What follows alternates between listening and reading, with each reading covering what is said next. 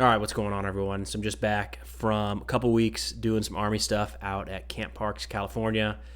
I was knocking out phase one of the Command and General Staff Officer course, phase one of three. So the active component, that's mostly done like all at Fort Leavenworth all at once. In the National Guard and the Army Reserve, they break these courses out into multiple phases and spread them all across the country, so you have a better chance of actually getting them done. When the Army isn't your full-time job.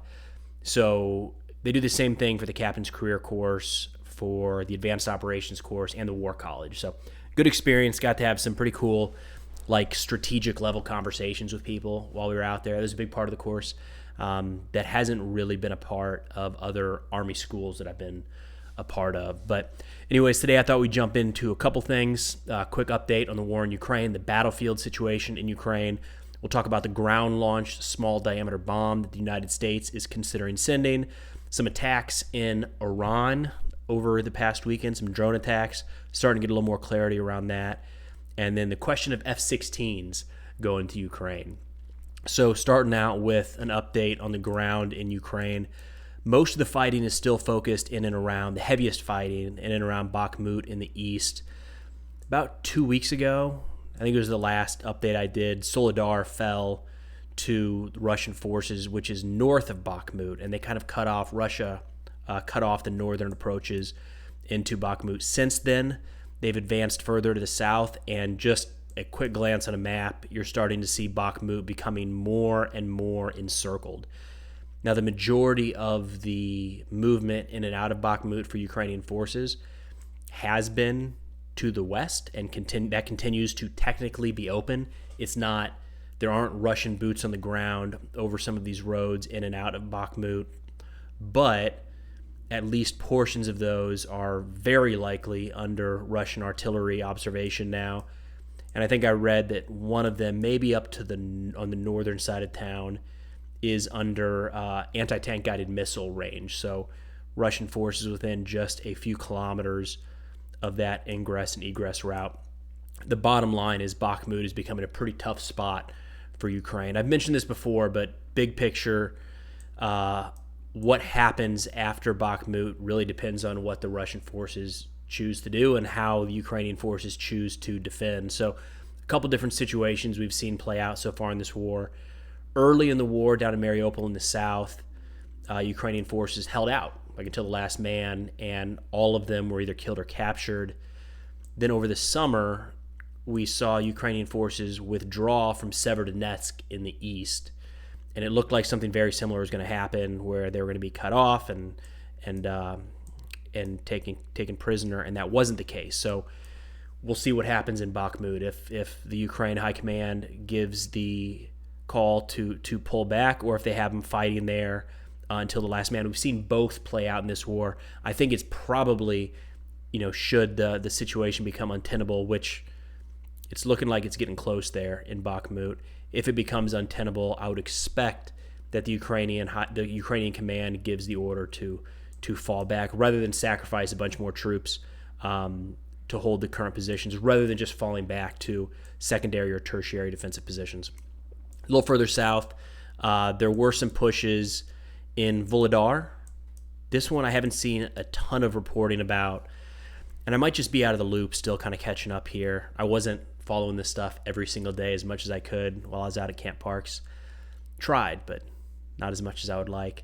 But Volodar is in the south, a little southwest of Donetsk city, and it's an area that hadn't seen a lot of movement for a while now. I want to say at least a couple months, but I'll put up some images of the map here. It looks like Russian forces over the last week or two have pushed across this small body of water a little ways. I'm using live UA map, which tends to be more pro-Ukrainian, if a map could be pro one side or the other. And the way I tend to sidetrack, the way I tend to use these maps is live UA map tends to pull more of their sources from Ukrainian reports, and then there's some other maps out there on like Russian Telegram channels, Rybar, for instance. They tend to pull more of their reports they tend to update their maps based off of more Russian information.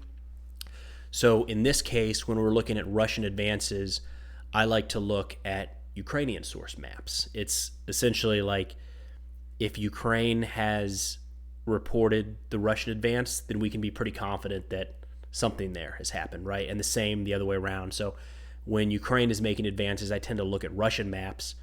If Russia has admitted that change in territory, then at that point it most likely has happened. The inverse of that, if you use a very pro-Ukrainian map for Ukrainian offensive, it tends to be a little, tends to get a little ahead of itself. And the same thing for pro-Russian maps when there's a Russian offensive. They tend to get a little ahead of themselves, at least in my opinion. So I try to look at the other side of this. Anyways, a little off track there. Volodar, there was a little movement, it looks like, across this body of water. It's not a massive change in territory by any stretch of the imagination, but any water crossing takes a pretty substantial effort to pull off. I've heard that this body of water here is only like knee deep, but even that, it's not something you just wake up one morning and decide you're going to give it a go. On top of that, there are reports that in the Volodar area, some of the Russian troops that have been captured or found after they were killed were Marines and paratroopers. In the overall hierarchy of Russian military forces, whether it's the DPR and LPR forces, the conventional forces like we're seeing here, or the Wagner Group, private military company, contractors, the paratroopers and Marines within the Russian military, Russian armed forces, are some of their better equipped, better trained units. So I wouldn't expect them to be used in some sort of a feint or deception operation. Just Volodar's worth keeping an eye on. Not sure if that's going to lead to anything else. It doesn't look like any sort of major breakthrough, but just keep it back of mind for a little while here. The second item I wanted to jump into were these ground-launched small-diameter bombs. This is something that has been in the news it's been in the news for a while, but it's something that the United States is considering sending to Ukraine. Recording this on February 2nd. Sounds like there's going to be a new Ukraine aid package pushed out, in the next day or two maybe, and these ground-launched small-diameter bombs might be a part of that. These are interesting. They've been around for a little while, and they're kind of the combination of two weapon systems. So it's like a new piece of technology made from two existing pieces of technology, if that makes sense. So it's made up of the rocket portion of the Mike 26 rocket. That was a cluster munition, is a cluster munition, but the U.S. doesn't use that really at all anymore. So they had all these rockets sitting around. They removed the rocket piece from that munition, and instead of the cluster munition that sat out front, where the warhead is, they instead attached the GBU-39, I think it is, small diameter bomb. So the small diameter bomb is a guided bomb unit, 250-pound explosive, or it's rated as a 250-pound guided bomb unit. They attach that to this rocket. What that means is that it can be fired out of a HIMARS or an MLRS, hence the ground-launched small diameter bomb. So the rocket gets this bomb up to the correct altitude and the correct speed, at which point wings or the wings deploy from the small diameter bomb, and it guides its way onto the target. I've got a fact sheet from Saab, the car manufacturer, SAAB, that does things other than cars. They're the manufacturer of this, the ones that kind of put this together. I'll put the kind of fact sheet, if you will, in the description so you can check it out. But they claim a couple things here. They say the range is out to 150 kilometers, which is that's pretty good reach. It has accuracy to within 1 meter, and it's GPS guided. I didn't mention that. They say in terms of the GPS guidance that it is, here we go, advanced anti-jam GPS system aided inertial navigation system. So it'll be interesting. I don't know if these will actually end up in Ukraine or what that'll look like, but that's a pretty serious capability, even if the 1 meter is off by a few meters, because that's pretty darn accurate. You got to build in a little bit of air. I forgot this part. It's maybe the most important piece. $40,000 per unit, which it's crazy to say this, but $40,000 per unit is actually really cheap when you're talking military equipment. Like very, very, very cheap for military equipment. So a guided unit, precision munition that can strike out to 150 kilometers for $40,000 per unit, it's kind of a steal. So we'll see if those end up heading over to Ukraine. I was going to jump into Iran next, but we'll stick with kind of Ukraine for a second and then jump over to the Iran attack. So F-16s appear to be off the table. This is something that President Zelensky has been asking for a while. And if you've watched the kind of progression of these asks for aid over time, it seems like the diplomatic push has been for one kind of weapon system at a time. The focus is there, and then once that door is opened, Ukraine kind of shifts to the next thing. So F-16s or Western aircraft in general have been on the list for a long time, really since the start of the war, if not earlier. And now that tanks are headed to Ukraine, I did a little video on that last week. It is so confusing trying to keep up with what tanks are heading and when. But at a high level, you've got Challenger, Leopard 2, Abrams, and quite a few others. That door is opened. So once the tank door opened and Western tanks are now promised to Ukraine in some capacity and in some volume, I can't keep up with the exact numbers, it seems like the diplomatic push has shifted to F-16s. And as of just a couple days ago, it was kind of in passing, but President Biden said that was not in the near future for the U.S. to send F-16s to Ukraine. We'll see if that changes. I don't know that that's the best thing for the battlefield for Ukraine right now. I don't know that a fixed-wing manned aircraft is the solution they're looking for. The density of air defense assets across that country is insane on both sides. There's a reason that the air war just hasn't been front and center in all the news. So I don't know that throwing some, like if you could snap your fingers and F-16s arrive in Ukraine tomorrow with trained Ukrainian crews, I don't know that drastically changes the fight more than some of these other things like ATACMS, for instance, or these ground-launched small diameter bombs that would have more of an impact in the near term, one man's opinion.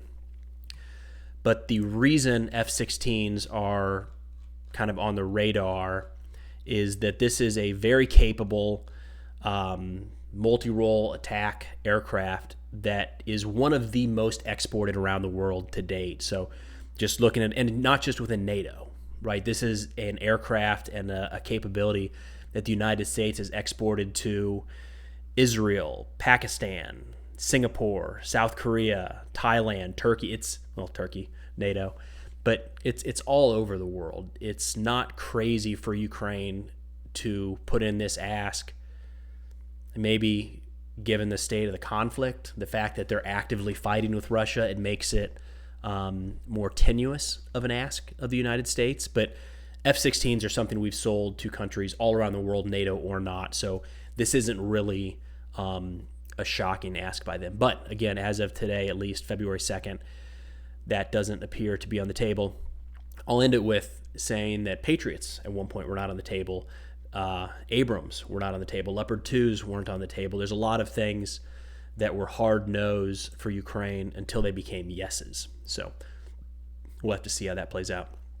Last item here, shifting from Ukraine, there are a lot of other conflicts going on around the world, and one that always is kind of at risk of spiking, it seems, is something with Iran. In this case, it looks like, and I'll kind of hedge my words here because this is a little bit of speculation, it looks like Israel is behind a drone attack on an Iranian base in Isfahan.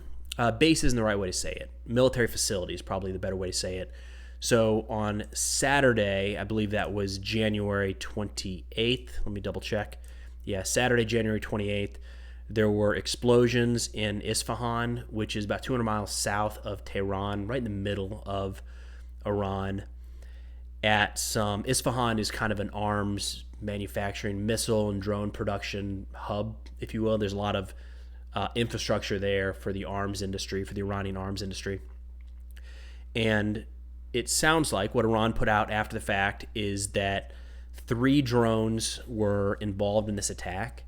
1 was shot down and 2 impacted these buildings, Iran put up nets and cages over these buildings to stop just this kind of attack. And there's some pictures I'll add here to the video that show what some of these buildings look like today. And Iran released footage or images saying that one drone shot down, two impacted into this kind of netting and detonated. But Iran, at least still as of today, February 2nd, or when I'm recording this, February 2nd, Iran says that there were no casualties and that there was only limited damage to the buildings. There still hasn't been a claim of responsibility for that attack. I think most, myself included, kind of looked at Israel. That's generally the source of attacks against Iran inside of Iran for a while now. So I don't think it's crazy to think that Israel probably had some role to play here. It does look like, as of recently, that Iran has come out and actually blamed Israel for that attack. But again, in fairness, Israel hasn't said anything at all, so interpret that as you will. On the bright side, if there's going to be a bright side here, there was some ramping up of tensions right after this attack in Israel and in Iran. Israel kind of being prepared for a retaliatory strike, and it doesn't look like any of that played out, or it doesn't look like any of that happened. So again, if you're going to try to find a bright side out of this random drone attack in the middle of Iran, it's that it didn't spiral into something even bigger. But that'll do it for now. We'll see y'all next time.